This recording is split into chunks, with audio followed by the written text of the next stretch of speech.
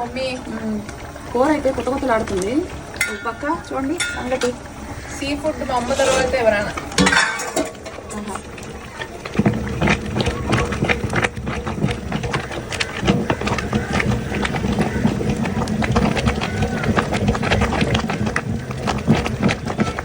ఏంటిదమ్మా అది?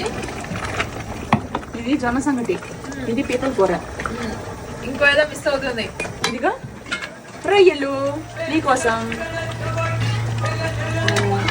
Juicy juicy నువ్వులు, గసగసాలు, కొబ్బరి, ఉల్లిపాయ పేస్ట్ అన్నీ వేసి బాగా చేశాను. చూడండి ఫ్రెండ్స్, బాగుందా? సాల్ట్ సరిపోయిందో లేదో ఒకసారి చూడాలి.